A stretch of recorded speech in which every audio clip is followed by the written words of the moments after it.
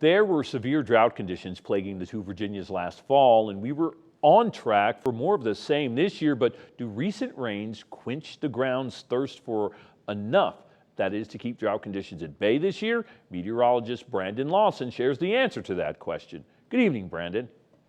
After the record-breaking rainfall we saw over the first half of 2020, it's hard to believe I'd even be saying the word drought in 2020, folks. Here's a look at it. This is the amount of rainfall we've seen for the entire year of 2020. We're pushing those record numbers for the year. Bluefield just about 16 inches away from the record of amount of rainfall we've seen in a year. Beckley a little further behind with about 21 inches still to go to get to that record rainfall for the entire year of 2020. Now, you look at the departure from normal, though, I mean, still well above average for this year, but we were actually pushing those abnormally dry conditions as we headed into the start of summer, really because we saw about 3 weeks of drier conditions. I like using this quote I got from a Tazewell County farmer earlier this year.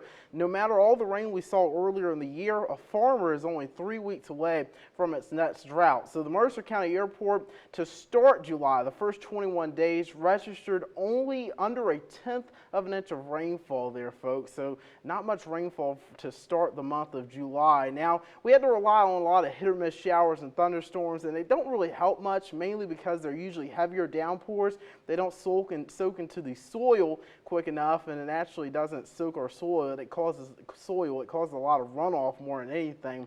So that's something to keep in mind. So we did get a lot of rainfall throughout the second half of July, folks. We saw nearly average for the month of July in Bluefield. Now, Beckley was still well below average, but we really got saved here with all the rainfall we saw over the last couple of weeks to end July, and also that tropical moisture from Isaias to start the month of August really saved us. So here's what it did to our drought monitor. This is updated every Thursday. Last week we had those yellows, that abnormally dry conditions starting to pop up across multiple portions of our viewing area. But look at this week on the right there.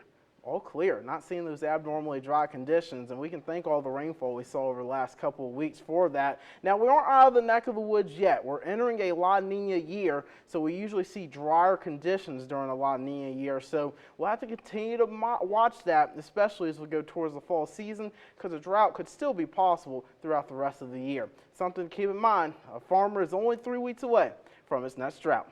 Here for you in studio, I'm meteorologist Brandon Lawson. Back to you.